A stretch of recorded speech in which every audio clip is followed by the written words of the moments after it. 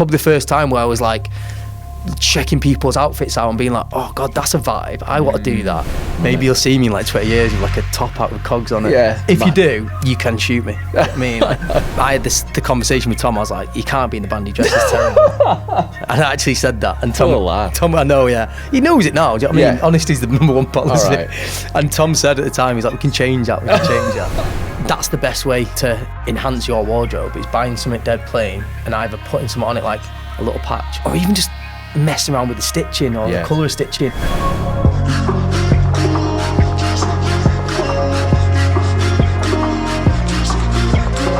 Yes, my mates, what is happening with you lot? I'm Thomas Griffin and this is My Own Garms, and on this week's ep, I'm chatting with Joe Donovan from Blossoms. Joe's a top bloke who loves his clothes and all the culture that surrounds them. I went to watch him play with the band on the latest tour and was absolutely blown away by the show and the reception they got from the fans. As well as being a mint drummer, Joe's got a bit of a professional history with clothing, which we're going to dig into in this ep. Now, there's a few bits of this episode I had to cut out just so it didn't end up being 100 hours long, but rather than let it go to waste, it's up on our Patreon page for all the ace people who support us on there. So if you want to help us out and get a few bonus bits and pieces in return, head over to patreon.com/myowngarms, give us a couple of quid and you can be part of the gang. Big thanks to Mujahiid for the help with the recordings and to the legends over at Trailberg for the ongoing series support. Appreciate you lot a lot. Cool. Let's do it. This is My Own Garms with Joe Donovan. My Own Garms. Tell us about the last 5 nights of tour, because you've done it was a bit of a homecoming leg, wasn't it? Yeah. Well, we've done something no one's ever done before, where we sort of did 5 nights in Manchester but played different venues every night. Class, man. And all the venues we played on the way up. So we did like Academy, Ritz, Albert Hall, Victoria Warehouse, and then finished at the Apollo. Amazing, man. So it was good fun. 5 gigs in a row was hard though. Yeah. And to do it basically in your hometown, like it must have a lot of weight, a lot of kind of power. Yeah, I think we had to do something new. The last tour, I think we did like 5 or 4 Apollos. And obviously in the summer we did Wimshaw Park, and that was like 30,000. So it was like we had to do something a bit different. It was other ones like do the arena, which we've done before. Do you know what I mean? It just felt a bit like, rather than just doing another big gig, it would be cool to take that sort of show and put it in like smaller venues and do like all the venues that we sort of did on the way up. So. I mean, you hear bands talking about when they get to a certain level, when they can play to 30,000 people, harking back to the days when they were playing to 3,000 or 4,000 in a sweatier venue or something with more character, and it must feel pretty cool to go and do that again. Yeah, like the venue you saw was that. Yeah, man. That was history. How good's that venue? Insane, man. Like, so cool.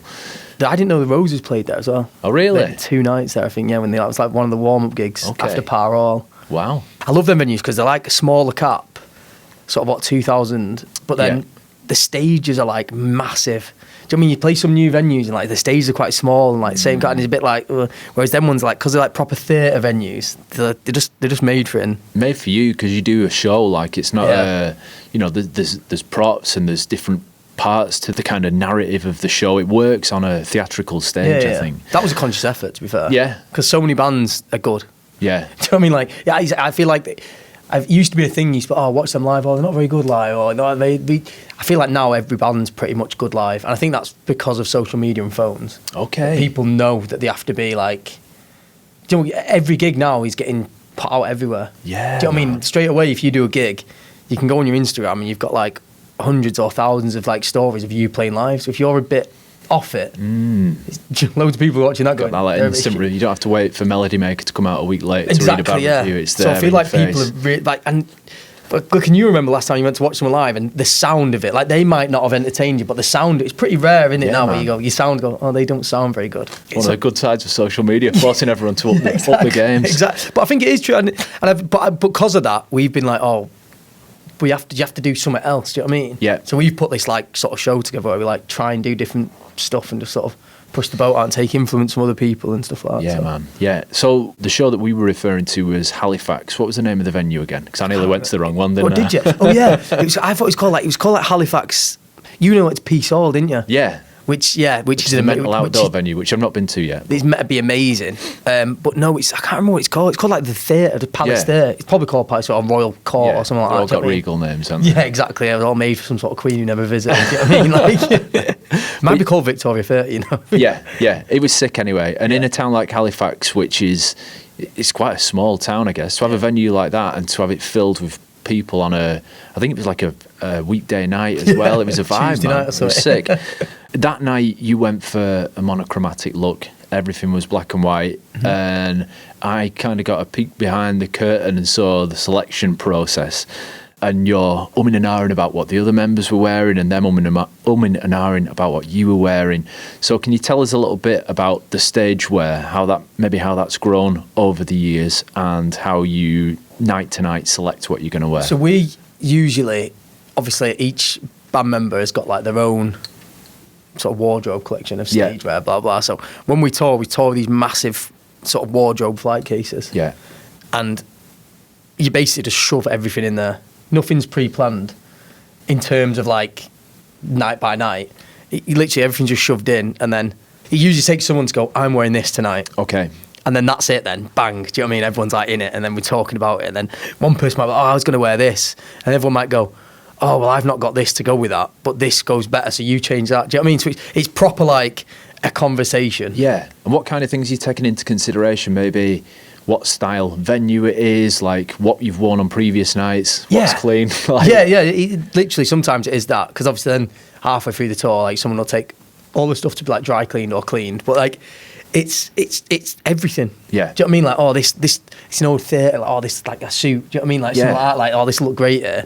If it's some like proper small dingy, like, I might wear a vest. Do you know what I mean? Because it's like just going to be a horrible sweaty gig. Do you know what I mean? So it's like, which is becoming very, very like regular, the vest. Okay. With me, once you vest, you can't not. Do you know what I mean? It's like for no other reason that it's just so easy. Either more vest or more stage fans. I think you need, exactly. Isn't it? So that night everyone was looking resplendent. It was a black and white thing, and it looks class. I mean, it's timeless as fucking. I'm trying to think was that Tom who started that one that night? I think he said. I think we were there having a look at what you got. You were kind of explaining the wardrobe situation, and then maybe you came in and it's like, I'm wearing this shirt tonight, and you kind of took that as your starting point to put your outfit together. And I think there was some. Is that the night where Tom he wore like a belt? Yeah, a tie. I did that. Yeah. Were you there when I did that, when we tied that up? Oh, yeah, because he was talking about where he got that tie from. He'd taken it from like... The Chateau Marmont, in LA, that hotel. Like a dressing gown cord. Yeah. Sick. And that because one of our tunes is written, was written sort of influenced by that hotel. Right. When Tom was there and he met someone there, or didn't meet someone there, but saw him from a distance and wrote this tune. Anyway, so we, tied that... We tied that tie on.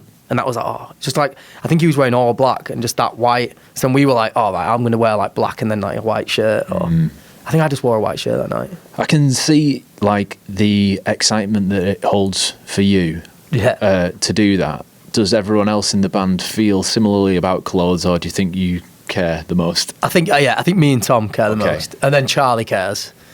And then probably Miles and Josh are like equally don't really care, but they do, but they don't. Do you know what I mean? Like, there's levels to it. Yeah, they're just not that bothered. Miles is actually, he's getting into it more now.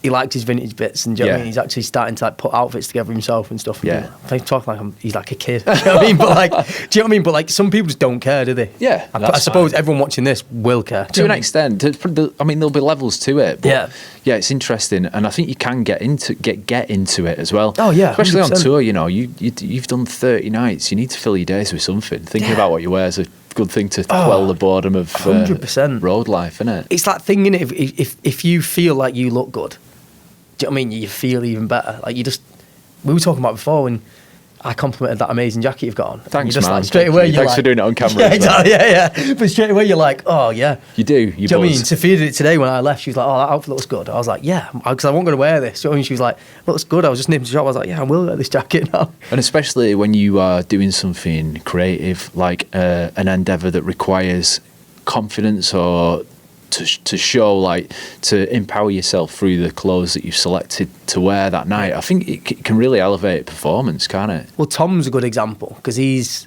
would have met him briefly that night. He's quite shy. He's not like, but on stage he's like complete opposite. Yeah. So I think it's weird being in a band because you've you're putting an act on, but you're acting yourself. Yeah. Do you know what I mean? A version of. Yeah, exactly. So it's a bit of a mad one, but I think clothing can help you be in that mindset. Do you know what I mean? It's sort of like it can flick in then, and you can be in like, oh, I've got my uniform on now. Do you know what I mean? I've heard people talk about it in bands before as that sort of thing of like, the obvious example of something like Kiss or something, you know, as soon as you've got like all the makeup on and stuff like that, that's their stage, like that's them then. So it's like, I suppose you get this with experience and like doing it for as long as we have done now, because we've been around for like 10 years. You start learning things, and you're learning things like, oh, if I'm having a bad gig, I just need to get over it and just crack on and pretend I'm having the best gig ever. Okay. Because people have paid to watch you there. Yeah. Do you know what I mean? And if you have a bad gig and you're letting that affect your performance, they might go away and go, that was rubbish, or they might not have enjoyed it as much as they should have, because they've paid just as someone has the next night, and you might have the best gig of your life. Do you know what I mean? So I'm always like, you're putting a show on, you know what I mean? You're there to entertain people, and if they're not entertained, you know, I see it as that. If they're not entertained, you're not doing your job, do you know what I mean? And I guess the clothes can just help you get facilitate into that, can't they? Yeah, just it's part of the show. Just puts me in that mindset where it's like, right, that's it now, I'm ready. You know what I mean? I'm going on. Part of the ritual, the pre-gig ritual. Yeah, 100%. Like when I'm just like in jeans and that, unless like before it, I'm just sort of sat there lounging about everywhere. Do you know what I mean? But soon doing that, I'm like, I'm up for it then. Yeah. The ADHD kicks in. Do you know what I mean? It's like... Yeah, you look boss that night. And looking through the wardrobe, particularly, like we mentioned it in the bonus footage, but the footwear particularly, there was those kind of cowboyish looking... what's the word for him? Not stilettos. What's the, you know, it's like an Italian, like a Cuban heel thing. They make you move. They sound, when you walk down a corridor in a pair of them, they sound different. Like, transformative footwear, I think. But have you got a pick out of the bunch? What are your favourite stage shoes that you? I've got some tabbies. Okay. You know, the little split toe. Yeah. They split opinion, but at the moment I'm loving them. They're the Margiela ones? Yeah. Okay. I love them. Like, proper love them at the moment. I love how much these, like, people either love them or, like, really hate them. Yeah. Proper Marmites. And how do they affect your foot pedal work on your drum kit? I always wear a heel. Okay. Because I'm smaller. And I think flares flow better with a heel on. Yeah. And, I'm like... That's why I always wear like a stupid heel, and everyone's always like, "You play drums in them?" I'm like, yeah, too right. Nice, man. Must have calves like mad. I don't yet. I'm just chasing Jack Grealish on that one.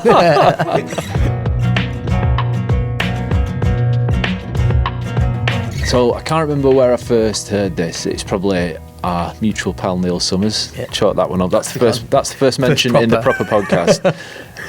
But I heard that you used to work before your life as a professional musician, you used to work as a tailor. Yeah. Can you tell us a little bit about that time in your life and maybe the specific role that you were doing? I just had like a sort of dead end job in like, well, not dead end. I was working at a hotel. Do you know what I mean? Like, it was like, I was just young, out of school, and you're just sort of doing that thing in college, aren't you? Where you're like, you don't really know what you're going to do. I was just sort of a bit like that. And I've always loved clothes. So I was like, I'd love to do tailoring. Do you know what I mean? I'd love to do something to do with suiting and like that. That sort of thing really excited me. So I just went round to all the tailors in Manchester and just handed my CV out everywhere. Okay. And then one got back via a mutual friend who was like, my sister cuts his hair or something, one of them.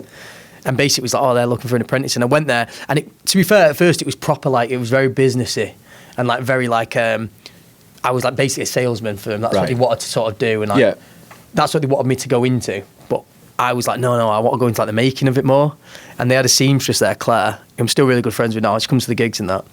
And she she helps me loads. She does loads of my alterations and stuff like that. Yeah, and like remakes things for me. And I always say we're going to do a clothing brand. Do you know what I mean? It probably will never happen, but it's like an idea I'd love to do. But I just used to end up sitting in the office with her, helping her out, like unpick things. Okay. And then they were like, oh, you don't really want to do this side, do you? And I was like, nah, I want to do the making side. I told you on day one. You know what I mean? And they were just like, right, well, look, let's do that then. And then I basically started an apprenticeship under them.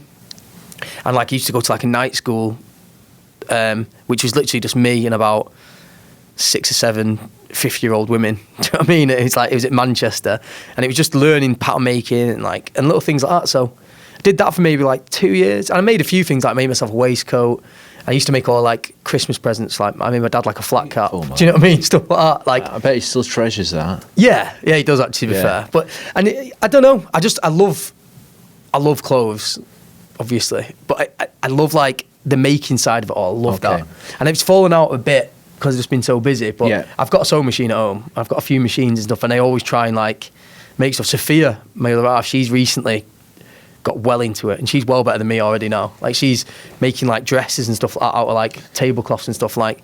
And I'm sort of like sat there a bit jealous, like, oh. I think it's just consistency, isn't it? Yeah. Like time at the spindle, so to speak. Not spindle, fucking hell, that's yarns, spinning yarns. But you know what I mean? Yeah, At the sewing 100%, machine, like. yeah. So did that love for it start quite a long time before you started giving your CVs out? Were you into that as a kid? Like, Yeah, I think Tom always points this out. There was a bit where, because in school, I feel like you're just following the mould, aren't you? Do you know what I mean? You're doing it. Everyone just does like, he's got that, so I'm going to wear that. And then everyone's wearing the same thing. You're sort of scared to just be bullied. Do you know what I mean? Yeah. College is the one where I feel like myself, bang. Do you know what I mean? Like, I remember the last year of school, I had long hair. yeah, And that was like the first like little stage where it's like and people different to the majority. Exactly, yeah. Like, what are you doing, mophead? Do you know what I mean? Yeah. And stuff like that. And then in college, I was like, I'm going to dress differently. All I right. remember Tom's laugh. We laugh at it now, but I said that I was like, I'm bored. Do you know what I mean? Like, I'm just going to do what I want to do. And I started wearing like Chelsea boots. Okay. And it was a bit more. I'm trying to think a bit Kasabian-y. Yeah. Do you know what I mean? It was a bit more like them early days, early Okay. start, and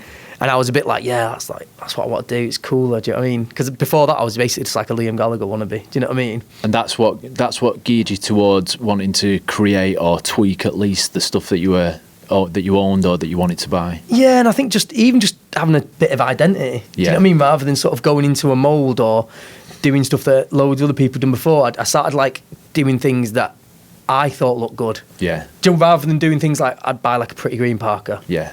Because Liam had one. exactly, Yeah. and I'd sort of be a little mod. Do you know what I mean? Because Yeah. of that, and everyone. But whereas sometimes it'd be like, oh, I don't know if I like that or not. Whereas that was like the moment where I started doing things like myself and like, and I think that led into that time because I've always wanted to like make my own things. Yeah. Yeah. And now, like, what, 10, 15 years on from those CVs being handed out and you having that job, do you still like fuck with your own clothes? Do you still tweak them and like all the time? Yeah. That's the best way to enhance your wardrobe is buying something dead plain and either putting something on it like a little patch or a little thing or even just messing around with the stitching or Yeah. the colour of stitching, or I've always like messed around in dyeing stuff or bleaching denim, do you know what I mean, in a bath outside the house. Do you know what I mean? Man. Like, That was my first foray into Yeah. tweaking clothing, you know, acid washing your jeans or like putting them in the bath with a load of Domestos on them. Like, they look terrible, but it was your terrible, like, it's something that you touched, you know. and even if they do look terrible, like, there's something cool about that, I think. Yeah. Do you know what I mean? Especially with jeans or something. I'm like a massive fan of like an ugly pant. Okay. Do you know what I mean? Like, yeah, I'm like, Especially if it's your ugly pant that you've made ugly. Like, yeah. Yeah. That's even better, innit? But like, yeah, I've got some hideous pants that I love. Like these massive check flares that are like 70s golf wear. Okay. I love them. Do you know what I mean? Like, but like, do you know what I mean? Some people like, they are awful. Because they're unique. Because no one but else has got them. I Like, just like things that are a bit out there. Do you know what I mean? Sometimes. nice, man. Maybe it's because I can hide them behind the drum kit. Do you know what I mean? So you only get a flash of it and then I can like hide them away a bit. Rep your ends. So you are from a place that we're in today that people in the know are referring to as the New Berlin. Have you heard that moniker bandied Oh, about? of course I have, yeah. For those who Maybe don't, I started it. Okay. I didn't. For those people that don't know, we're talking about Stockport, Yeah. which is a town on the southeast of Manchester, right?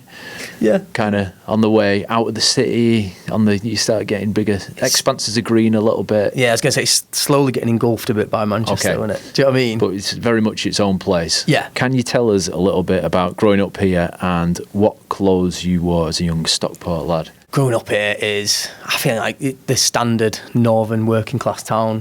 Do you know what I mean? Just sort of overshadowed by Manchester.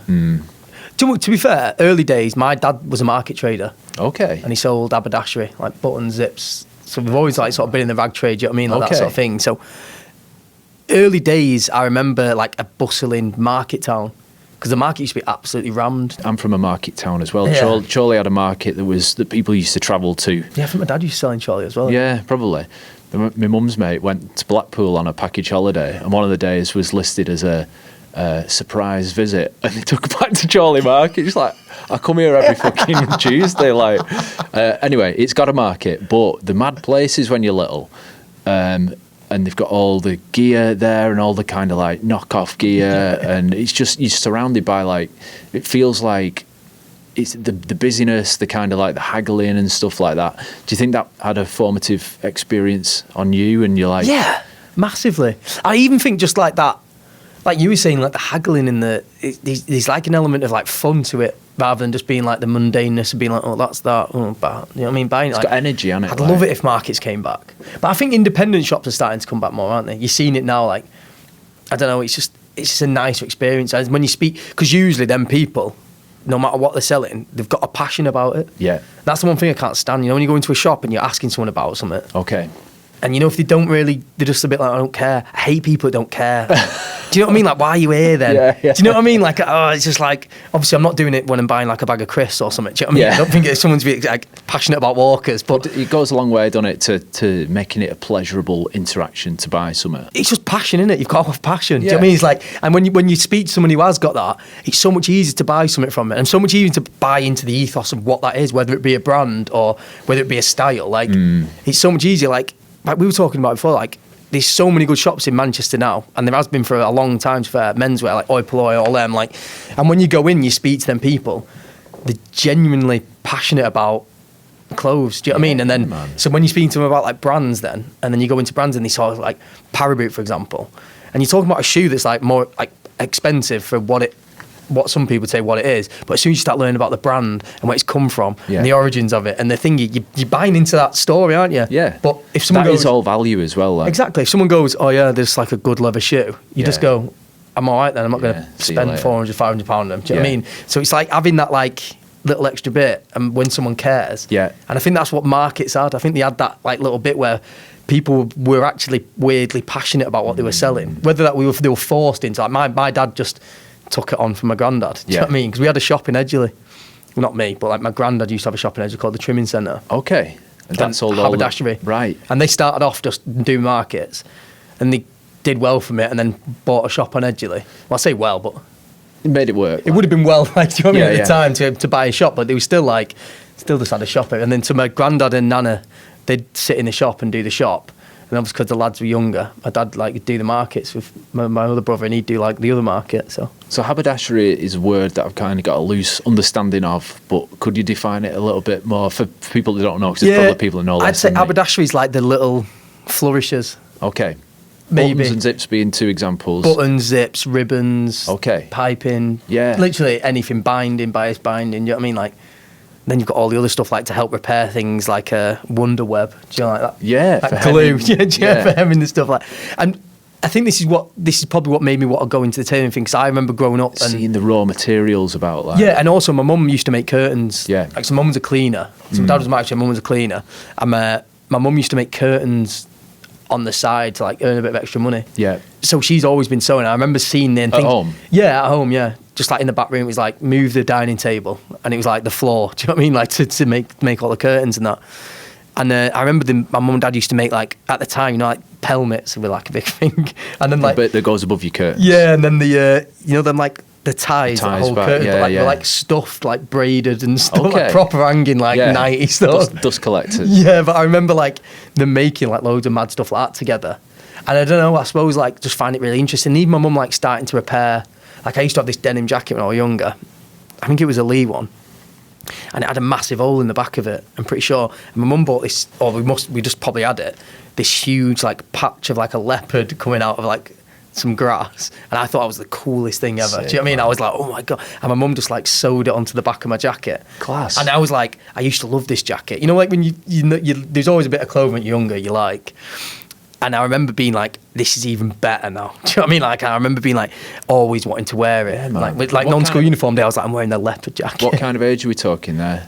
God, that must have been like young, like under 10, I reckon. Wow, man, that's insane. Like, I can see how, like, there's a separate, before you get into being cool as a kid when you're like 10, 11, like when you first go to high school, you just want sick, like, prints and stuff like, you want something, I want to wear my elephant t-shirt, Yeah, kind of exactly, thing like yeah. that. And that sounds like the kind of ultimate goal of that. You know, it's your denim jacket that you've got your choice of thing on, and it makes you feel like amazing. It's and no one else had anything. Yeah, I remember like you used to wear it, everyone would be like, whoa. Yeah. Do you know what I mean? I felt like, I was like, well, cool, me in this. That's class, man. I think it must be that though. It's the upbringing of having that sort of culture around, and like we always repaired clothes, do you know what I mean? And always did that. So straight away, I think there was like a little bit of a connection. Yeah. And I even remember my mum making like my bedroom. I was obsessed with Batman, and I had this mint fabric that was like, well, I didn't have it. I've seen it like I was like 8. Do you know what I mean? Like, but this fabric was like it was like a city blue, and then it had like the Batman motif, and then like other ones like, but it was nice. It wasn't like, I used to always hate, you know, when you used to go to your mate's house and it was like a footy spread, and it was like, wow, it was like, yeah, and it was like everything. This one was dead uniform, and like. It was quite like mid-century. Like a monogram. Yeah, and it was like, and I remember thinking it was like dead plain, but like proper tasteful. Sick. And mum had that fabric, so my bed was that, and then my curtains were that as well, and like little bits of fabric. I think they had some in the frame. I remember even then, thinking like mates coming around and stuff, being like, "Oh, that's amazing." Do you know what I mean? Like this is mint. This. So getting them compliments on fabrics from an early age is exactly, always still tickling the same itch that it does today. Exactly, it's mad, isn't it? And but I think that it's got to have something on it where like that passion. Yeah, man. Yeah. So, like, we've kind of talked about the very early days there. Like, did you get to high school and then start to reject the kind of homemadeness of wearing stuff that your mum had made and just wanting, we kind of nodded to it before, just wanting to fit in? What was high school like, and what were you rocking there?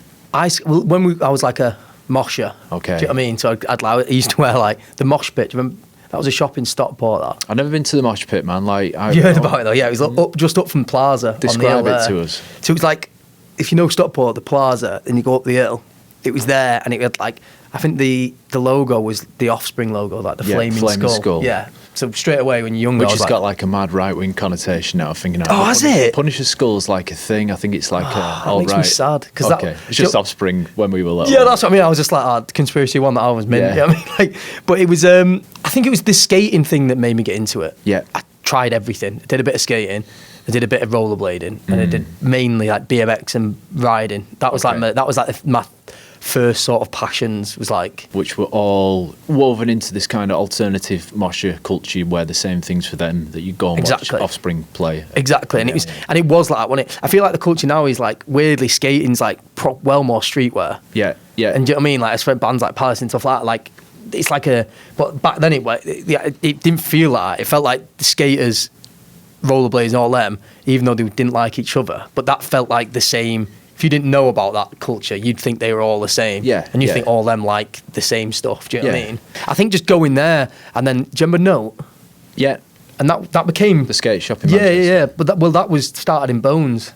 Okay. In Stockport. Oh, fucking hell, I've been to that skate park. Yeah, I've never heard yeah. that. So I was saying to Mudge before that I've not really been to Stockport that much, but I forgot I've been to Bones a million times. Yeah. Amazing skate park. That's what I mean, yeah. So no, I think that was a skate shop inside. Yeah. You used to go down the steps and it was there on the right hand side. Yeah. That was No, and that's where it started, I think. Wow. Might be wrong that, but like, give me a break, I was 13. Do you know what I mean? But like, I remember thinking like, God, that shop looks good, and this is the first time I've seen a shop where I like everything in there. Yeah. Do you know what I mean? And the whole lifestyle, it just sells you a vision of what you want to be when you're 30. Yeah, and even like the person working behind the thing, I was like, they look well cool. Do you know what I mean? And being like, just completely influenced by like that, and then other people within the skate park. That was probably the first time where I was like checking people's outfits out and being like, oh God, that's a vibe. I want to do that. And then asking people, and then someone being like, oh, it's from the mosh pit. And then coming across that shop being like, oh my God, dude, this skate shop, which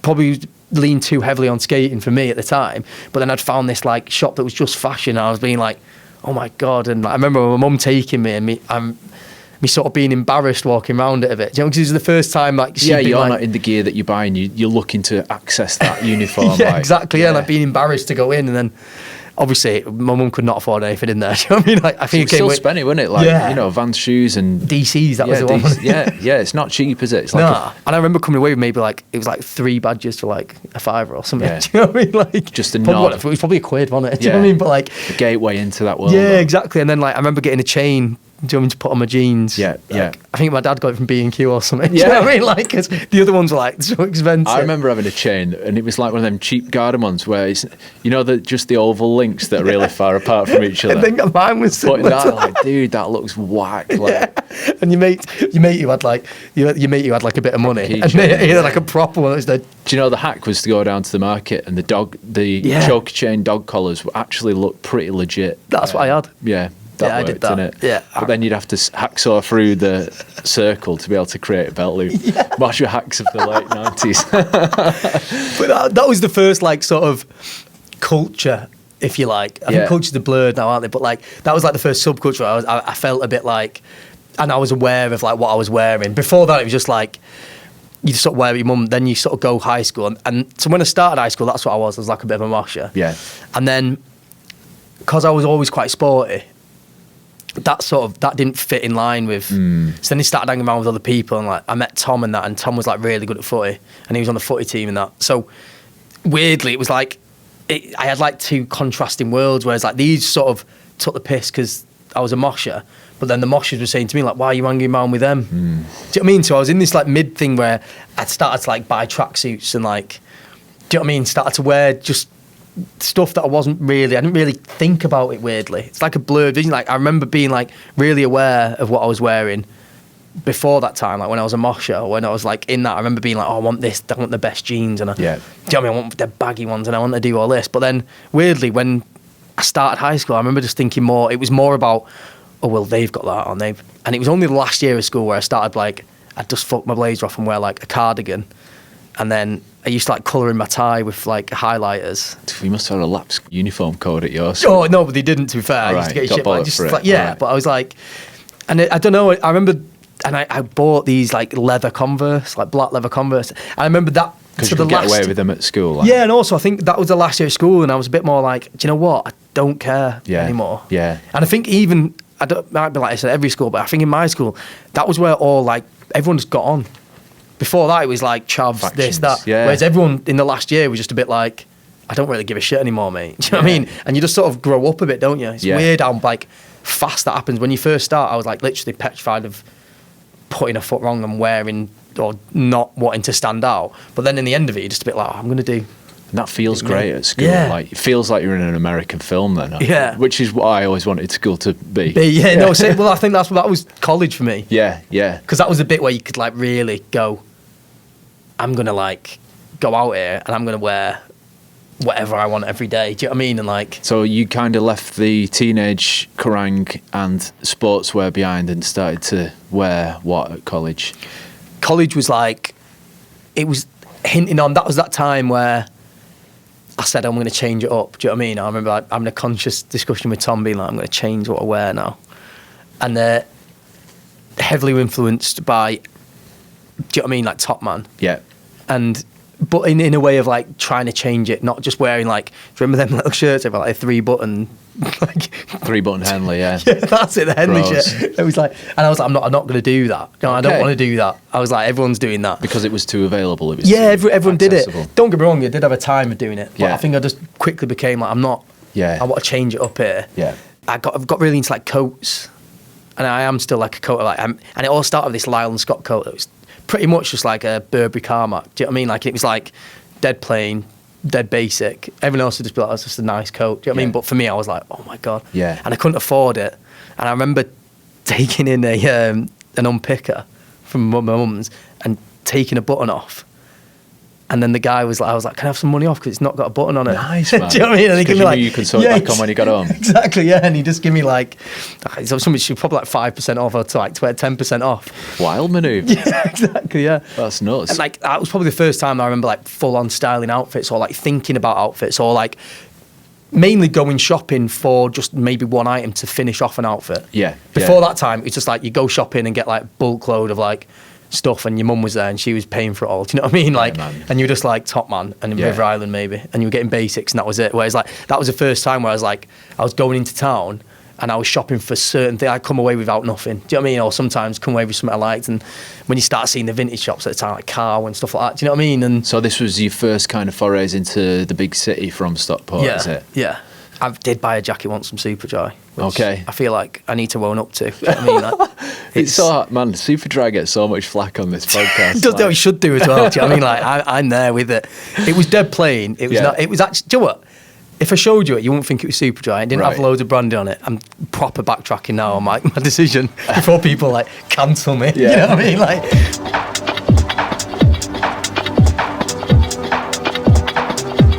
Whilst we're talking about place and geography, I want to talk about our proximity to the countryside here and a part of your life that you really enjoy when you're not 30 days deep into a tour, but getting out and about into the countryside and stuff, and the gear that goes along with that, man. Is that something that currently excites you? It's something that's always excited me, to be honest. Yeah. I think just hiking in general, and I think the amount of stuff, and it makes me, I love it. I love how you look at old hiking gear, and it's just basically what people are wearing now on. Like pretty much every jacket's come from like some sort of, it's come from some sort of practical use, hasn't it? Yeah, do you know what I mean? Of being like, oh, this is what you wear when you do this job, or this is what you do to keep warm and hiking and blah, blah, blah. It's in ferret, so. Yeah, I just think it's hiking, and it's like that natural thing, innit? There's so many memes of people just like making fun, in there, of being like, people used to be like proper fuckheads or ravers, and then basically just getting into hiking later life. And it's like, I feel like it's a natural progression if you're into clobber, that you start getting into hiking because you appreciate a smart jacket. Do you know what I mean? So what is the current hiking fit then? Like, if you were going out for a day on the Dales, the Moors, the Peaks, what would your hiking outfit look like? Hagloff's up me. Okay. Yeah, I'm a massive Hagloffs fan. Class, innit? Yeah, I just think the brand is mint. I think I love like some of the two-toners, and I love the way, if you look on the site, they'll always do a pant, and it always comes in like a set. Yeah. I mean, so you find like the olive green, then it's like an olive green like mid layer as well. Do you know what I mean? Full rig so you can out. just be like full on like, and I love that. Do you know what I mean? Man. Like we sort of hinted on it, where it's like it's almost overly matchy, but because of that, it's like you wouldn't wear it. I wouldn't wear that like if I was just walking out in Stockport. Yeah, but out on the hills, there's a different set of aesthetic rules. I was in like a bright orange thingy, you know what I mean? Like the other day, and it's just like, I love that. So I'd usually be, that's my like my favourite brand. What are we talking, like waterproof over pants? We've got a Gore-Tex jacket. Have you got full like headwear and shit, or is it just storm hood like? Yeah, I'm more like, because I go home and it's like, 20-minute drive. Okay. You know what I mean? I'm like, you're not camping. I've always, well, I do a bit of camping. Okay. But I'm usually, weirdly, I was saying this the other day, my mates were laughing at me, like, you hardly ever come out, you've been out one camp or something like that in the winter. And it's just because like that's when you tour. Do you know what I mean? Like touring season is like, and like obviously summer season's festival, so it's like. You got back on Saturday, you could have gone out on Sunday night. But that's what I mean, yeah, exactly. Well, I was happy in my own bed, thanks. Yeah. But it's like, it's weird, isn't it? And the other thing is, obviously, when it goes dark dead early, it's just not as enjoyable, is it? Like, no. You're not getting that same, like, I know my mates and stuff, like, they're finishing work, do you know what I mean? The last thing, by the time you're up there, you're head torching up there, which I've done a few times up Kinder, and it's boss, do you know what I mean? But it's just weird, you know? I much prefer hiking, to be honest. Like, the camping side is good, and I do enjoy it, but I love climbing, so I'm more excited by, like, scrambles or, like, things that are a bit more scary, do you know what I mean? Like, yeah. I think with the hiking stuff, I've always done that throughout my life, but it was only like maybe 10 years ago when I was like, actually, you can really get into the gear side of this. And it was a Hagloff's jacket that I got before I got any other. It was my first like proper membrane waterproof jacket. Yeah, uber technical sort of. Yeah. I mean, it was probably £100 jacket, 10 years ago. So it wasn't like 3-layer storm fit, but it was waterproof and it looked cool. And it was the first time that I'd thought, oh, you can go hiking and kind of enjoy the cut of a jacket as well. And that's a weird thing, because I'm nearly 40 now. This was when I was nearly 30, and that's quite old to make that realisation, I think. Before that, I was just out in like shit, tracky bottoms. And like a military surplus camo, like oversized Gary Gore-Tex thing. But yeah, it's Moorish, innit? It's that addictive thing of lusting after gear and reading reviews of gear. And 100%. Well, I've started a page with Neil. Tell us a bit about this. Yeah, outdoor license. And with anything like that, you either go head first into it and really indulge it, or you're a bit sort of scared about it. Yeah. And you're a bit like intimidated by the words, or a bit intimidated by. So our idea it's quite an obvious idea, but like just trying to make it accessible. in terms of like people not being scared of like getting involved in it. And like say when you want to start anything, it seems scary, doesn't it, to like sort of anything climbing. You don't want to look an idiot, do you? Or you don't. Weirdly, there's this weird thing in humans where you don't want to look like you don't know what you're doing. Yeah. Do you know what I mean? And it's mad, innit? Like because you don't go out there and like if someone goes, oh, do you know what that is? Your instinct sometimes is to go, yeah. Or, oh no, I don't know. Or like, do you want a hand? You're like, no, I'm all right. Yeah. You feel weirdly embarrassed. Do you know what I mean? Yeah. Unless you got approached the right way. Guess it's back to the being in the Mosher shop for the first time. Yeah. And being in your normal clothes, like, innit? But yeah. Or just, I think it's like just people sometimes like laughing at you for not knowing.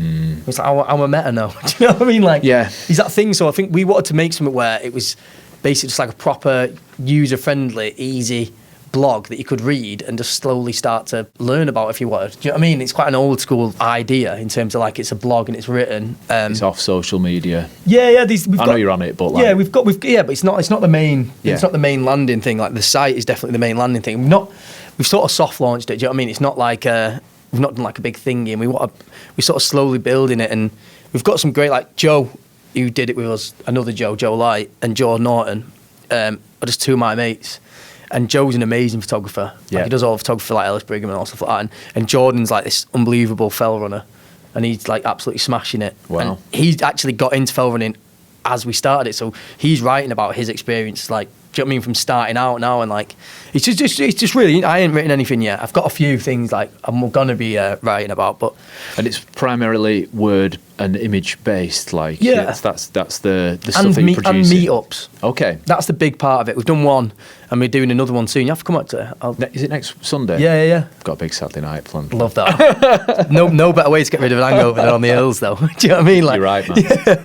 But so yeah, we're doing like a big, just like group hike, so people can sort of come out and like say it's people who've like, do you know what I mean, done well worse hikes, and then people who've like probably never done a hike before in their life. Do you know what I mean? That's the idea of it all, really. So for those people that are hearing about it for the first time, where can they find it? Outdoor License on Instagram. That's probably the easiest. That'll link you to the website. Yeah, and they've got the website on there and everything. So obviously we've all got like different things going on. So it's like it's a side project for all of us. But it's something that we're like definitely passionate about. And it's very, very kind of, well, not entirely gear focused because you're doing the walks and the outdoor experience as well, but there's a heavy kind of focus on the clothes and equipment in there. Yeah, 100%. And it's like you were saying before, like I love hiking and stuff like that, but with that, there's probably like 50% love of being the outdoors and 50% loving of the gear and stuff. Do you know what I mean? Like that's the thing that got me into it. I remember when I first started hiking properly, like in lockdown, because I did obviously bits of hiking when I was younger and stuff like that, blah, blah, blah. But yeah, when I properly started getting in for myself and like, you know, feeling that cooped up feeling from that horrible time, then like experiencing this, I was like, oh my God. And then I remember like starting to look at people, what they were wearing. That same thing, I think I've always come back to that for all my life, do you know what I mean? But, and being like, almost like, oh God, like asking people like, what's that? Do you know what I mean? That's nice, do you know what I mean? And then, and it's weird now, isn't it? Because now you get like, there's Gorp core, isn't there? So it's just like huge sort of culture, which someone told me about the other day and I was a bit like, what? It's like people who are wearing all Gore-Tex and they've never gone up a mountain in life. Do you know what I mean? Like, it's driving things forward in an odd way. Like, it's like experimentalist for its own sake, isn't it? To create aesthetics. But look, and then it's like climbing. Climbing's an interesting one though. I don't know if you've gotten this, but like there's like subcultures within climbing. Yeah. Do you know what I mean? And like people who dress like in like proper like big baggy jeans with like a proper crop t-shirt. Do you know what I mean? With like, and you'd probably say they were like the old school like Moshers of our day. Like it's like that. But then you get other people who are like doing it in like uber fitness. Do you know what I mean? Just wearing like trackies and like. Do you know what I mean? I'm a trackie wearer when I climb. Do you know what I mean? Yeah. I'm not taking my shirt off either. I hate people who take shirt off when they climb. I don't know if I've talked about this on the podcast before, but especially in November, maybe in June, get away with it. But if we go to the climbing wall later on and someone's got the shirt off, I'm going to tell them. Oh no, I've said it to someone before. Fucking nipples away, I've just literally, the amount of people I've absolutely rinsed at climbing. Do you know what I mean? I'm like, who do you think you are? Do you know what I mean? Like, are you a tops off a mudge at the climbing wall? Good lad. Respect. Yeah, exactly. Yeah. Climbing V2s and they've got their shirt off. Oh mate, yeah, stop it. I just wanted to make sure we weren't going to offend. No. Yeah, exactly. Sitting there like.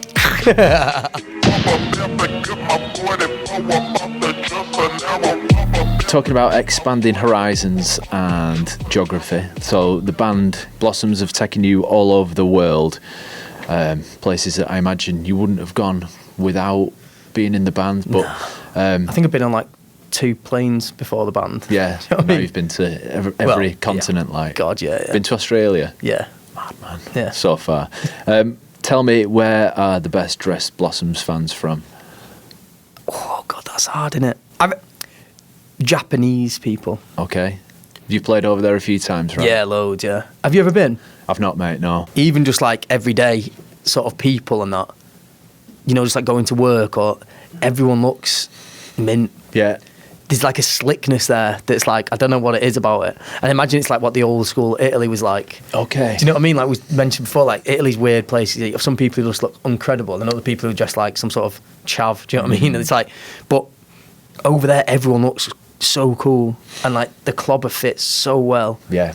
And it's just a great place to go. Do you know what I mean? Like I adore Japan. Like, So when you've been over there and played, like, would the stuff that the people who come to watch you be similar to the stuff that British audiences wear, or is there a different kind of aesthetic? I'd say it's similar, but then you can see, like I said, there's like weird subculture people. Like you see some people in just like a full on suit, and then sometimes like it's like everything's turned up to like 10. Okay. So then you see subcultures like steampunk, for example, but they'd just be getting about and there's like a big culture. Do you know what I mean? Like, I feel like steampunk is something you don't see about, and there's like a steampunk convention and everyone's there. Do you know what I mean? Like, do you know what, man? Like, we were talking about these clasps that you've got on there. Well, I got this Ralph Lauren, and it's a fireman's jacket clasp, that, isn't it? Yeah, it's like a lobster clasp. It's got the same thing that yours has got on the inside. And I put it on and I said to my girlfriend, what do you think of this? She's like, it's a bit steampunk, that. Oh, it's like, for fuck's yeah, it's sake. the worst one. You can't unsee. It's such an odd subculture, isn't it? Yeah, like, it's such a funny. weird set of rules. Josh,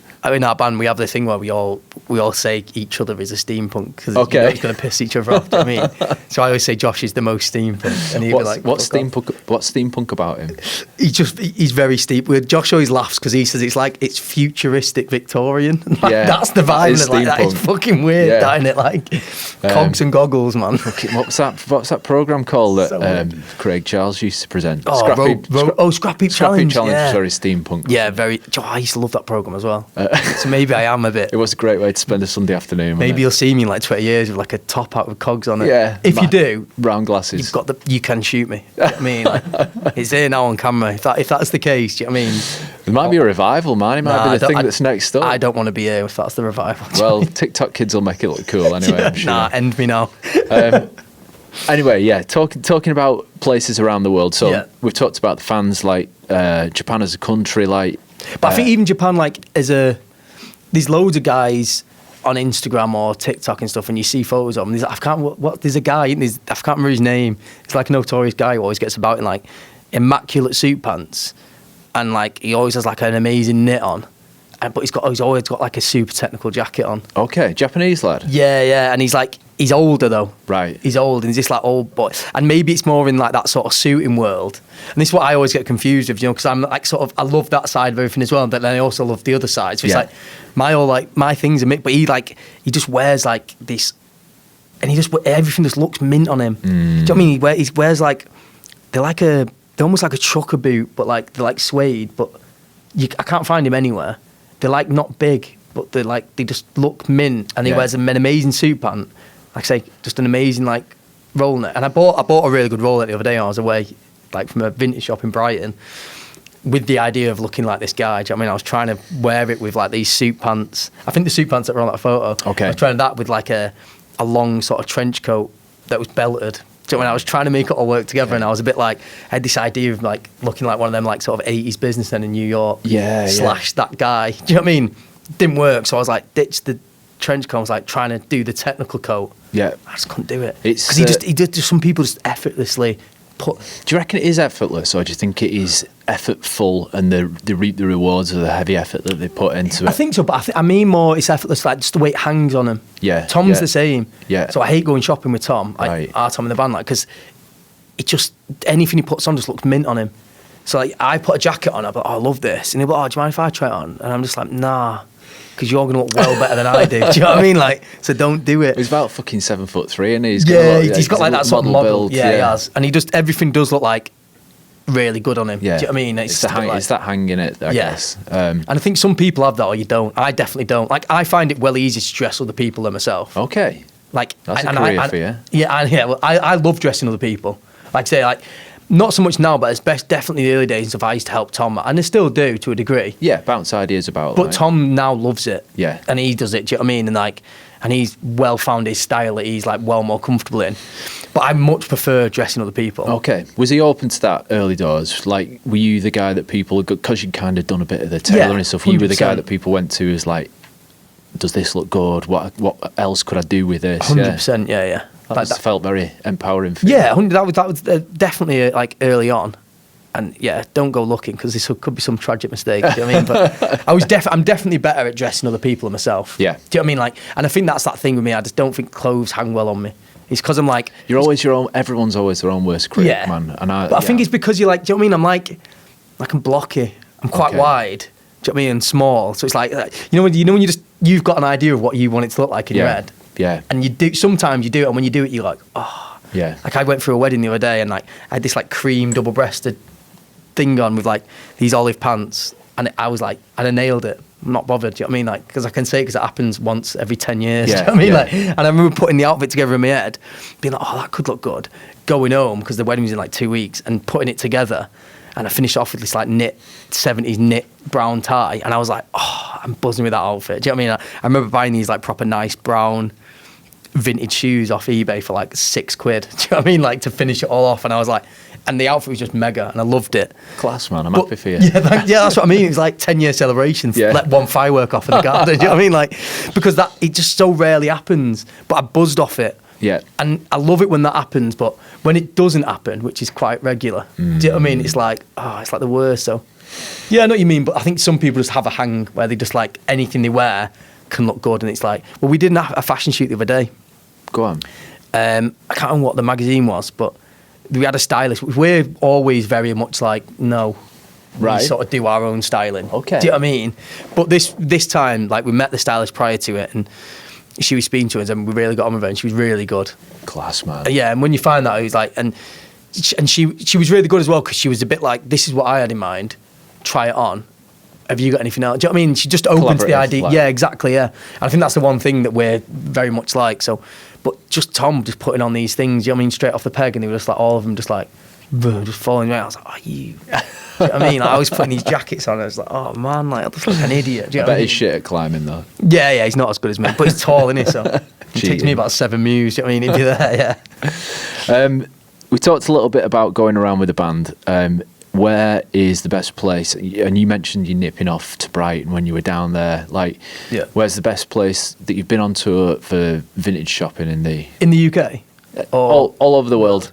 Maybe America. maybe not Japan. Yeah, I'd say America. Yeah. I don't think Japan was that good. Okay. Japan's good, but it's like, because over there they're obsessed with like, and I feel like they care more about clothes over there. Okay. It's just pricey. Right. Do you know what I mean? Like, the stuff you get in cheap, like I got like an amazing kimono. Do you know what I mean? Which they just see as like, there was fucking shitloads of them. Do you know what I mean? So that was like relatively cheap, but like all the stuff that's like proper cool American stuff, obviously it's been sourced by them, so they've just got a premium on it. Yeah. I mean, yeah. She's right. Do you know what I mean? But when you go over to America, I think it was one of the places was Columbus maybe as well. Just unreal, and they have like flights. Where's Columbus? Oh, don't ask. Is it Ohio? Is it Ohio? I think so. Yeah, I'm rubbish with like, especially American geography. I'm terrible. Cause it was like just get on a tour bus and wake up in a different state every day. But do you know what I mean? Like, it's probably one of them places that it's not LA and it's not New York. It's not Florida. It's not one of the places that a British person would go and. Exactly. Yeah. So well, they were saying. What were you finding there then? I think that shirt was from there. Okay. Loads of like dead stock sort of things like 70s, and I've got loads. I've got this like quite cropped sort of that Dickie Greenleaf sort of vibe. Do you know Scott Fraser collection? Have you heard of it? No. He's a guy, he remakes loads of them shirts from there. Okay. And it's very much that style, like big sort of wide leg pleated pant. I'm a big fan of his stuff. Like I say, it's so different to what I'm wearing today. Like, do you know what I mean? Like, he's got a great thing going on, and it's a lot of that stuff is sort of influenced by that. Just stuff that you very Italian. Okay, And I feel like because there was a lot of Italians over in America at that time as well. And it's stuff you'd never find in English vintage stores. Yeah, and it's like that shirt I've got there is like $12. Yeah. And I remember being on a rack of loads. Like I wish I just bought the whole rail. Yeah. Paid for an extra suitcase. Do you know what I mean? Because now I'm like, I can't find them anywhere. Not exactly like that with the same story, the same. Just finding something when you're away is cool as well, isn't it? Like I've mentioned it before, like going on holiday and buying something there, you always tie that piece. When you put it on, you're like, oh, I got this in Portugal. Oh, I got that when I was on a French market, you know. It's cool, it's got stories, hasn't it? Yeah, man. I love stuff like that. Well, like they were saying in Columbus, I remember we were speaking to one owner of a vintage shop and she was saying that there's a flight every week that comes in from Japan and it's just full of shop owners. And they just come with empty suitcases and basically just go... Descend like a locust horde. But vintage shopping's great, innit? And I love there's so many... I feel like men's vintage is dead hard, so when you find one that's really good, you've got like Rag Parade, do you know what I mean? Stuff like that. Like that's probably, I don't know how many shouts on this podcast already. Well, we spoke to Jojo as part of this series. Oh, boss. So he was the first one that we recorded, and we recorded round the corner. So I've not actually been to the shop, but fuck me, man, what a collection! How well put together is that? Like, talk about the hours and the connections and all the effort that he puts in. Like, that is a labour of love. That place. I've got like a few bits from him, and some people might be like, oh, it's so expensive and all that, but like if you look at what he does, like you were saying there, he's got to get paid for his work. Do you know what I mean? Like, the thing is with menswear's so hard. I think I've like my other half, Sophia, she's got a vintage shop, and hers is sort of maybe the sort of female equivalent to Jojo in terms of like it's all sort of hand picked and like it's not just bulk bought. Do you know what I mean? And put on a rail. It's like it's proper sourced, and the amount of hours it takes to do that, like you can only do that with like. If you're really passionate about it. Yeah. If you actually mark down the hours you've spent doing it and then look at what you get afterwards, do you know what I mean? You're on less than minimum wage, easy. Man. Do you know what I mean? Like, and I imagine Jojo's exactly the same. Yeah. So it's like, I think when you see it firsthand, the effort that's put into that, then you're sort of more accepting to go, I'll save up for that. Or, okay. So tell us a little bit, I was going to ask you a question about this later on, but whilst we mention it, we might as well touch on it. So tell us about Sophia and what she does and the name of her shop. So she was like a blogger. Yeah. So she had like a proper old school blog in the early days. And then she had like an Instagram that sort of ran alongside that. And then obviously the blog sort of dropped off and then Instagram. And so she was an influencer. Yeah. And she still is. That's the main thing. But she bought a shop. Loads of people probably think I bought it. And I know she gets sick of it when she... Okay. I think obviously some people think like, oh, you're doing well in a band and that. Like, I've just bought this shop and she just like sits in the vintage shop. It's like, la, la, la. Do you know what I mean? It's not the case at all. It's completely her shop and completely her, like, her thing. And she just started doing capsule collections of stuff that... Because she's really passionate about, like, mainly 60s and 70s, like, dresses and things like that. And women's wear. And even just the whole culture around it, or music, everything that's like Sophia's like... Class. Yeah, so she started doing little capsule collections of bits that she'd found, because she started to buy bits as a collector. For her own personal collection. For her own personal collection, but then also buying things that wouldn't fit her. Do you know what I mean? Just to have them as heirloom, relics. Well, she wanted them. Yeah, do you know what I mean? She wanted to, and she'd just try and make it work. And if you didn't... So she started having like collections where she was like, oh, I don't want to keep onto it because I want to sell it now. So she started selling like little capsule collections on the thingy. And then she was like, you know what?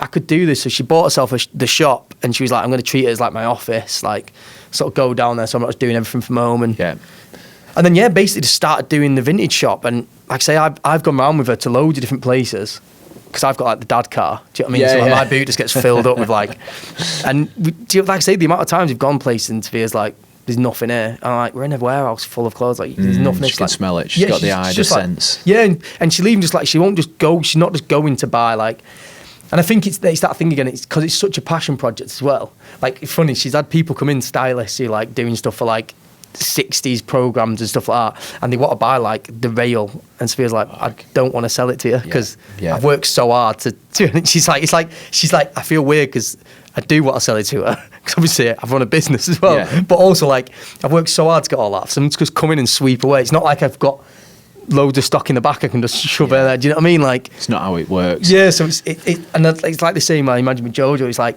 you sort of do, but then it's also a bit of a passion project where you're like, I don't know, there's a lot more that goes into it than just that. But So where is it? Smashed it. Where It's is it? in The shop. Stockport. Okay, and what's it called? It's called Top of the Town. Wicked. Vintage, so it's good. Yeah, I decorated the shop. That's probably the only thing I did do. Do you know what I mean? Like, Is the wallpaper as well selected as it is in the band room? pretty much, yeah. Do you know what I mean? It's maybe a bit better, to be fair. Okay. It's not as mad, but Nice. she's absolutely smashed it. Like, she's done so well with it, and like I say, it's ups and downs with everything like that. But it's a beautiful space. So yeah, if you're ever in Stockport, definitely head up that way. And you two, did you bond over? Did you meet through clothes? Obviously, it's a passion of hers and a passion of yours. Was that a big part of how you I met? think Sophia, we both said it. Like, it's nice to not worry about what the other one's wearing. Okay. Do you know what I they're mean? gonna look good. Yeah, do you know what I mean? Like, and I've had that before in the past. You know, like if you're with someone and they're not really that bothered. All right. I'm always a bit like, oh.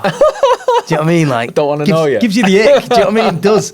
And it's that thing where you just like sometimes you're like, oh God, I'm not into that. Do you know what I mean? Like, yeah. I've never ever thought that was Sophia. Do you know what I mean? I'll never It's worry always about been that. immaculate. Like, Yeah, just been like, yeah, bang on. Class. And she said the same thing. She's like, it's quite nice having like, someone that wears the- tabbies. yeah, or cares about Yeah, it. Do you yeah. know what I mean? Like, there's probably some stuff that I give her the ick. My wife runs. Do you know what I mean? Yeah, you don't want them vintage, do you, man?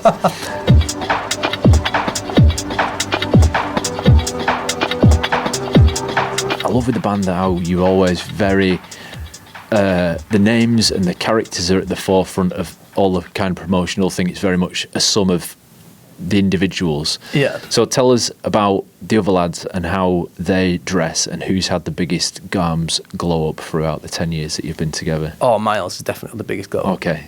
Like, Miles didn't care at all. That, in fact, so we were a 4-piece and then we were looking for a keyboard player. Right. And Miles held up his broken wrist, was like, I can play keys. You know what I mean? So like, and I remember I had the conversation with Tom. I was like, he can't be in the band. He dresses terrible. And I actually said that. And Tom, What a lad. Tom, I know, yeah, he knows it now. Do you know what I mean? Yeah. Honesty's the number one policy. All right. And Tom said at the time, he's like, we can change that. We can change that. So yeah, it's harsh, that, isn't it? But it's true. Yeah. And everyone else has sort of got their own style, haven't they? Charlie's quite military. All right. I wind him up with it sometimes, but do you know what I mean? He's got like that. He's very much likes like a paraboot with like just like a sort of dead basic pant, not like a jean. Do you know what I mean? And then like a sort of cardio, a bit like a knitwear. Okay. He likes that sort of vibe. Yeah. Tom is very androgynous, isn't he? Okay. Yeah. Like Tom, In the day-to-day as well as in the stage. yeah. I'd say Tom probably dresses the most like on stage and off stage. Okay. Do you know what I mean? Like, he'll always have like a flare on, Yeah. I reckon. He loves oversized things, so he'll always like, but he's got that fit. Do you know, like, if I wear an oversized thing, it just looks like I'm like 17,000 stone. Do you know what I mean? It dangles in the right place. Yeah, It's like- exactly. So Tom like will either wear like a big overcoat with like a flared jean with like Yeah. a chunky boot or chunky shoe. Do you know what I mean? With like an oversized shirt and a jumper. Do you know what I mean? Like, he's like quite like almost like sometimes a bit preppy, but like done in an oversized way, I'd say. Yeah. Josh is uber casual. Do you know what I mean? Like, he'll be like quite a big jean with like a Birkenstock and like a big like chunky knit. So we mentioned 4 out of the 5, haven't we? Yeah, it's just me. Go on. And how would you define your own style? I don't think I can. Like I say, 'cause I go through waves. Like, my wardrobe's mad. Yeah. Like, it'll be like these suits. Do you know what I mean? Then there's like jackets. And then there's like overcoats. Do you know what I mean? Then there's like suit pants. And there's like jeans. And it's like, Yeah. and I'll just pick it out as and when. And weirdly, I'll do all that with outfits, but I hate getting ready. Okay. Hate it. What? If I know what I'm pains wearing, you I love about? it. Okay. I hate, and I always go through phases because of that. I'll put a suit on and I'll be like, I hate this, like an idiot. And then I'll take it off and I'm putting jeans on. Like, this is so casual. I hate this. I've not got anything in my wardrobe.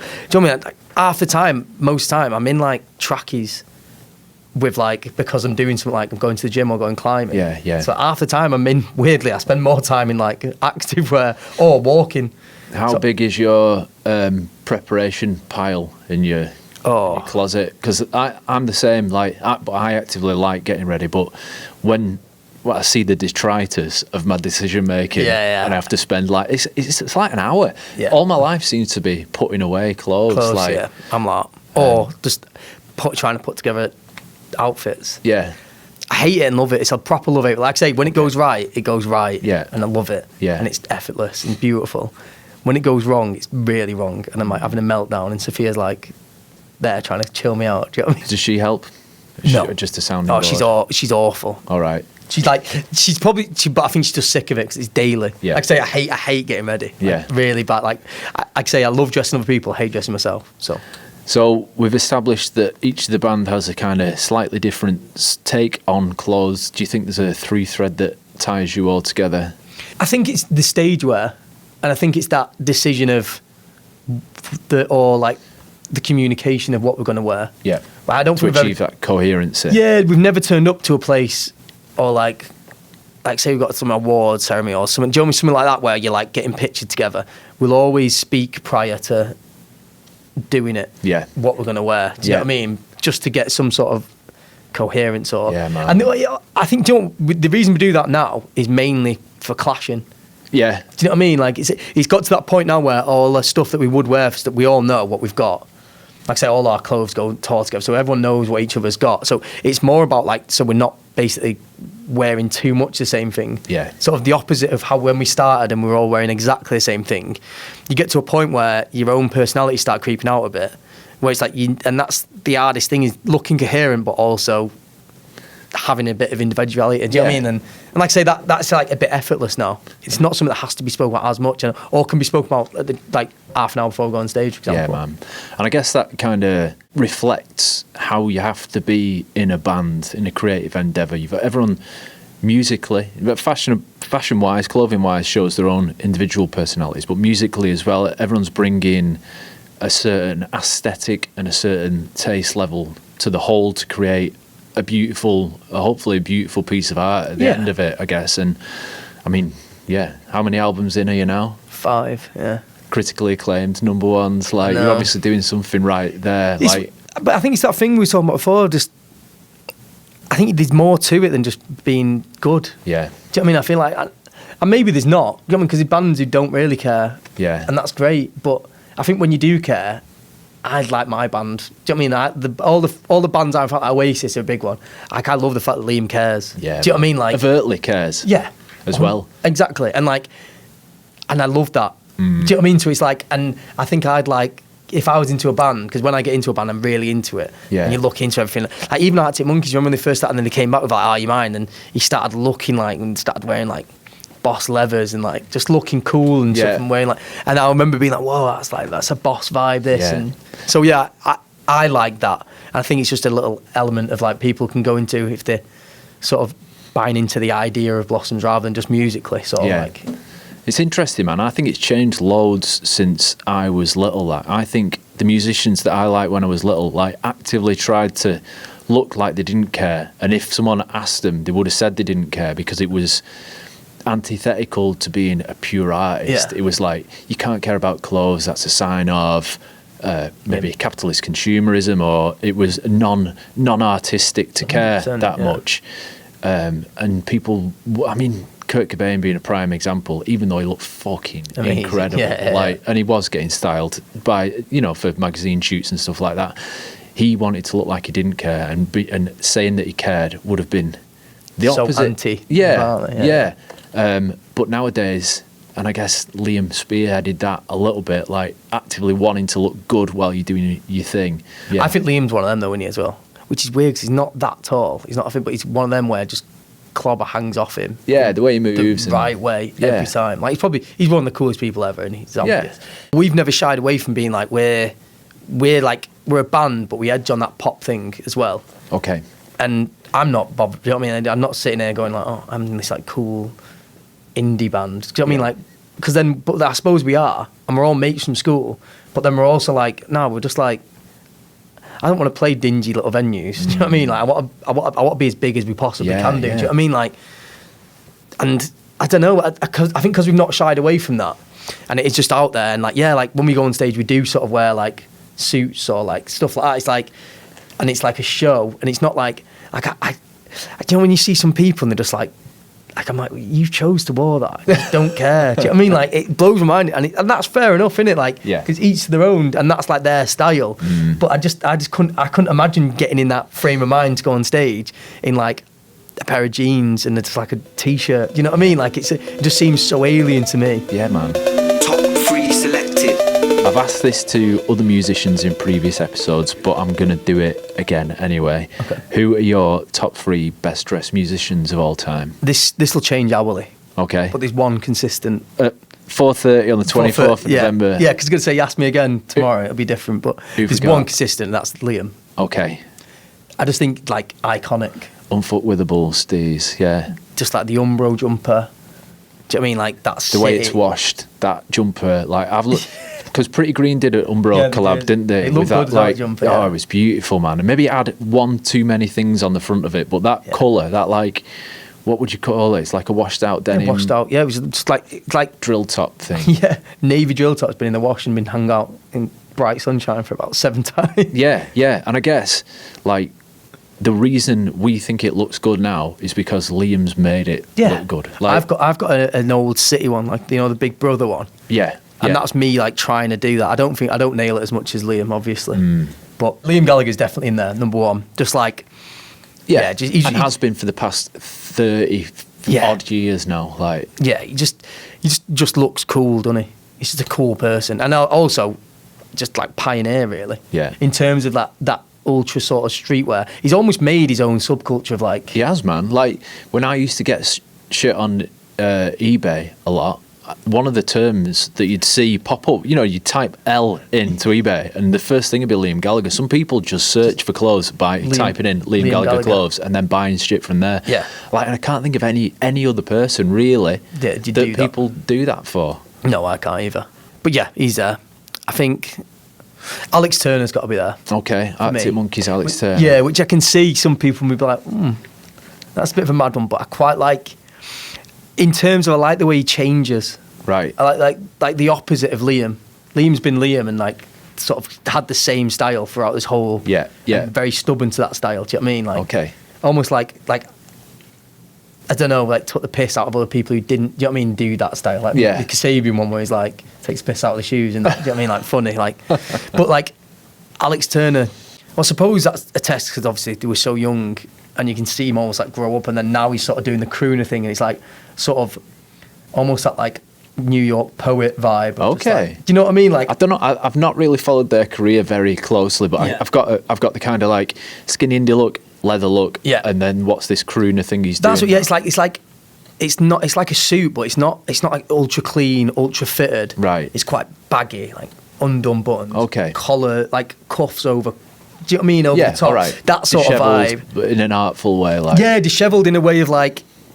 Do you know what I mean? You get two people in the same outfit, and one you'd be like, just look scruffy, and the other person's like, oh, that's cool. Do you know what I mean? Like, the way he's transformed, and I think that you can tell that because obviously he writes the tunes. With the rest of them, like, but you can see he's like spilling himself out in more ways than one. Do you know what I mean? As well visually as well as like musically and stuff. Man. So I find that like quite interesting. And who's your third player? Well, not third place. Who's your third musician? Yeah. This is the one where I struggle with, but I'm going to say Tom in my own band. Okay. Which I like the way that Tom's sort of come into his own, but also now I think it's quite androgynous, and I quite like that. I think we've made a conscious thing as well because we were like just like 5 lads from Stockport. Yeah. We didn't want to be seen as like just like because obviously when you come from areas like this, you just get straight away labelled like Oasis or things like that. And we did everything to try and not be labelled with them sort of tags. It was a massive conscious thing, mainly from management at first. They were like, "Oh, you don't want to do that," or "Don't." Do you know what I mean? Like, and we were like, "Yeah, you know what? You're right. Like, yeah, we should try and just be a bit different." And yeah, I think Tom's got like a style which is unique, and I think that in itself is like quite cool. It was between him or Jarvis, but I think but I think they're very similar. Yeah. Do you know what I mean? I think Tom takes like heavy influence from Jarvis in a lot of ways, but I'd wanted someone who was more suited because of my tailoring part. Yeah. But he wears a suit in a way of like not just like anyone can go into a tailor's and buy an immaculate suit and look like James Bond or something. Do you know what I mean? And like, but like, there's something about them people who are like it's almost geek chic. Yeah. But that sounds negative. Yeah. And that's mainly talking on Jarvis's behalf. I don't think Tom's geek chic at all, but Tom does that thing of like it's like a 70s shag haircut with like an immaculate suit. It's like, but then sometimes wearing like it just really open and do you know what I mean? Like I guess it is challenging to the audience as well that may not in their normal lives come across someone that dresses that flamboyantly or that androgynous, as you say. And I guess that becomes like political then, doesn't it? You know, you like your it sounds silly to say broadening horizons, but you know, it plays into a subconscious. Yeah, 100%. No, it is, and like I say, because because none of us dress like that, and I don't think we would dress like that if we weren't in a band. Yeah. Do you know what I mean? Like, Yeah. it's like how it sort of lets you do that. You know you're going to get shit. Yeah. When you put something out there that you're doing, you know you're going to get shit. And I feel like there's two walls where you go, oh, you try and hide behind something, or you go, you know what? I don't give a fuck. Yeah. I'm wearing a bright pink suit. And does Tom get shit? Like, have you seen that? No. Okay, fair fucks, man. But I think at first he would, and he probably does in some ways, but I think he doesn't get as much shit as, like, imagine if sort of you were going to the pub with your mates and you weren't doing anything to do that and you turned up dressed like Tom. Yeah. You might be like, what the fuck have you come as? Yeah. Do you know what I mean? Like, but I think because you sort of own it and you do it, and maybe, or probably definitely, because you look so good in it as well. Do you know what I mean? Like, it's like, you can't really go, oh, you can't really knock it. You're like, yeah, it's fair enough. Yeah, man. There's a funny thing, you know, we got Tom a signed guitar from Noel for his like 30th, and he put on it "Sort Your Fucking Kecks Out." It's hung up in his house. It's fucking That's beautiful, man. Yeah. It's from a really loving place. That. Yeah. To take the piss in that way is that's the ultimate goal It's of it. genius, yeah. Like, Nice, man. It's so good, but yeah, weirdly, I'm going to say Tom. Which Nice, man. Sounds thingy, but maybe that's because I've styled him from early days, and done now he does it himself. I feel like Good job, man. he's flown the nest. Yeah. Your protege. So Blossoms are a band with influences that span decades and genres. We've talked about the synth collection kind of embodying that 80s thing. Initially, you were kind of billed as this 60s thing. Yeah. Do you think the clothes that you choose to wear influence the tunes that you make? Have you kind of dressed for those different decades and genres and had those reflected in your... does the music reflect that... I'm doing a bad job of this question out here, Anna, but do you know what I mean? No, 100%. It's like the thing I said about Alex Turner before, of like that. I feel like because, and maybe it's like more mainly Tom, because you're taking such heavily influence from something to write something. Yeah. And obviously we do as well, but we sort of get that influence passed through Tom, because none of us write songs apart from Tom. Yeah. But Tom will bring a song in, and sometimes he'll bring a song in and it's done. He knows exactly what he wants you to play. He's like, no, play this drum beat. Yeah. Other times he'll come in and go, oh, I've got this, and just sort of strum along on acoustic guitar, and then we play, do you know what I mean, along to it and come up with the parts, and it's like really collaborative. But he's the main songwriter. Yeah. So I think him taking influence from things, but then sort of passing that on to you, and he might say stuff like, for example, with like Foolish Loving Spaces, that album and stuff, it was all about, he was listening to a lot of Talking Heads and stuff. So we'd be like, I'm listening to a lot of Talking Heads and I wanted to sort of sound a bit, so I'd go away then, do you know what I mean, listen to some Talking Heads things, or I already knew Talking Heads at the time. Tom had sort of just discovered him, but I remember just doing drum beats that were more Talking Headsy. Do you know what I mean? Or being like, oh, we'll put a simple drum beat on, but put more percussion on and layer it up more. Hence, like the Lin drum and stuff.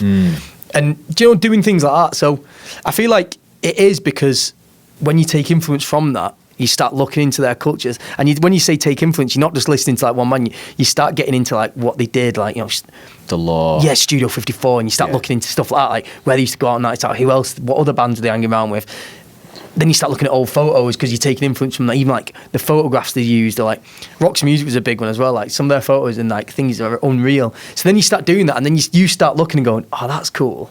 Yeah, I love that style. So then you start doing that a bit, and then yeah, man. Do you know what I mean? So yeah, 100%. I remember seeing Brian Ferry on Top of the Pops too, and just being transported by everything about him, and the clothes is a massive part of that. Do you know that wardrobe that was on our top? That used to be Brian Ferry's. Oh, wow. Yeah, no, yeah. It's cool, like, man. And the other one was Amy Winehouse. It's class. That's sick. Well, it's surrounding yourself by these things. Like we talked about that Lin drum that's over there. Yeah. And like, it is an ancient piece of music, not ancient, but you know, an old piece of music history.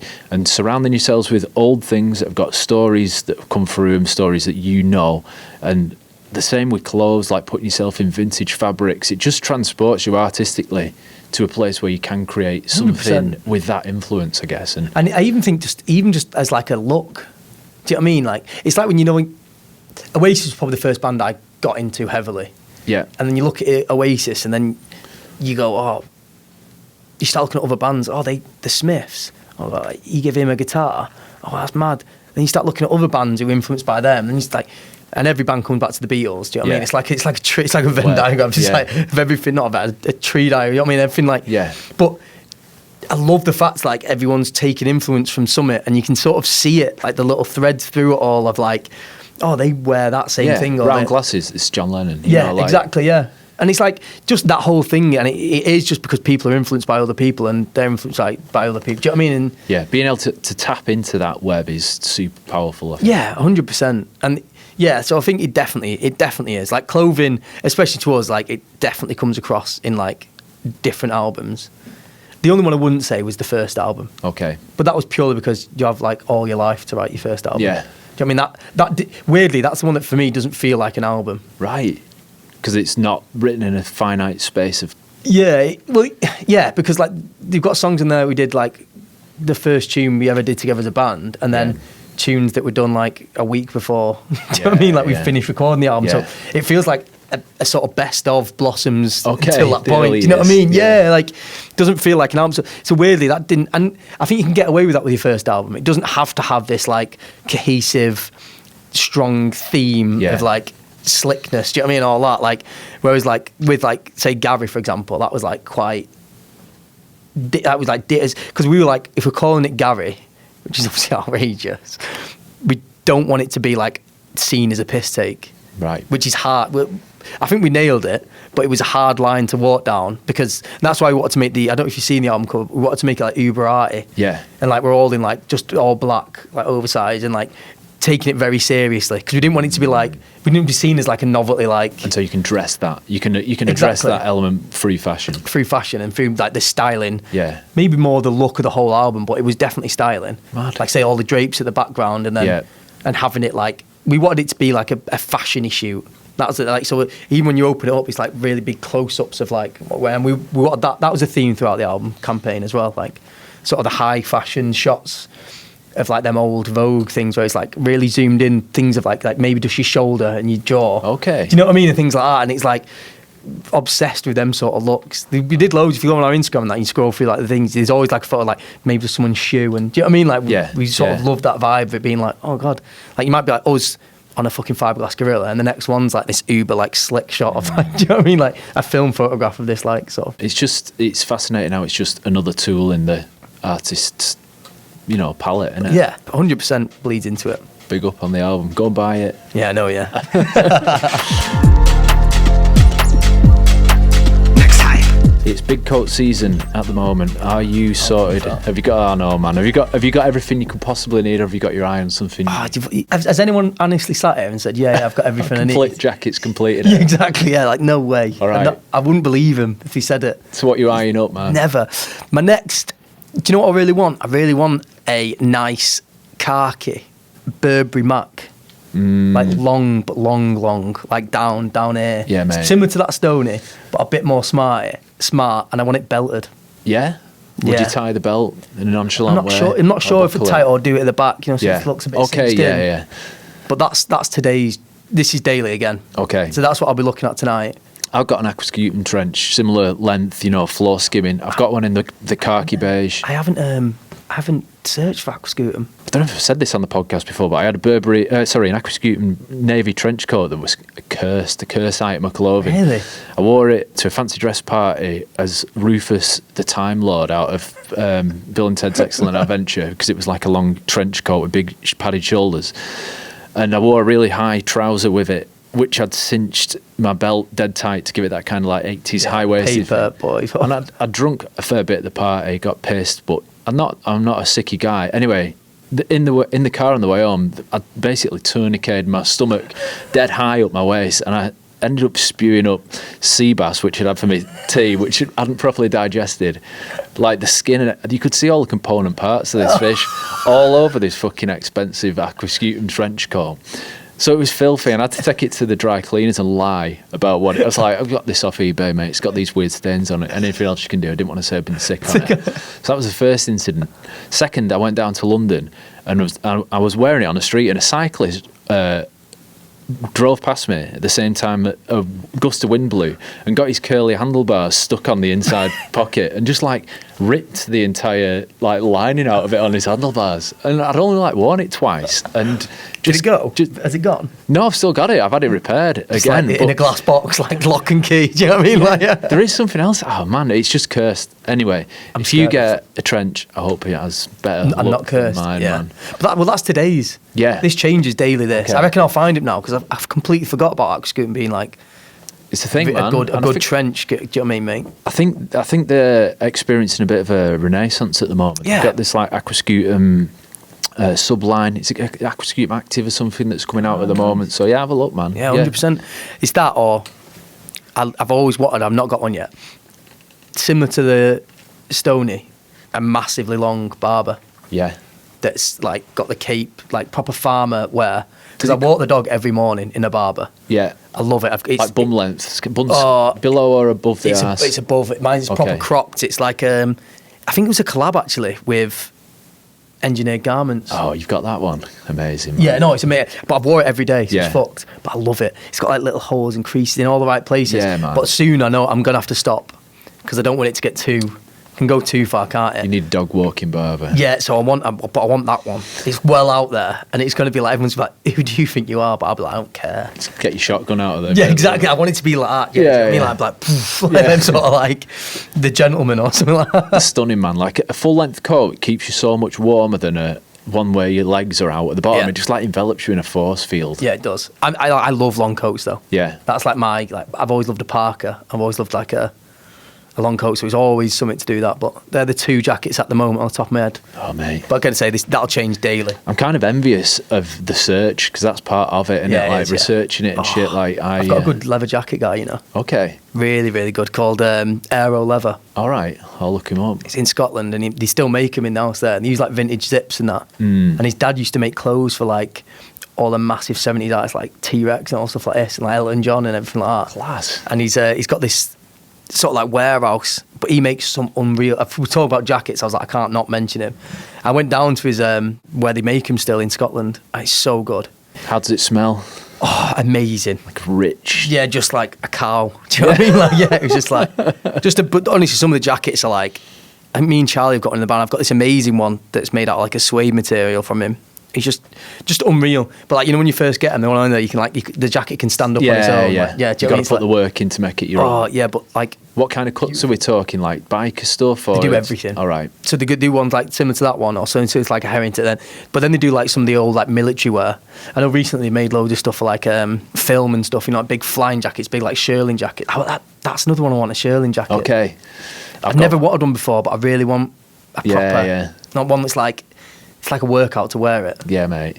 Blake Headley, look him up. Do you know that brand? Ah, no. So he sent me one across to do a shoot with tomorrow. I'm in the Peak District tomorrow with my mate Harry.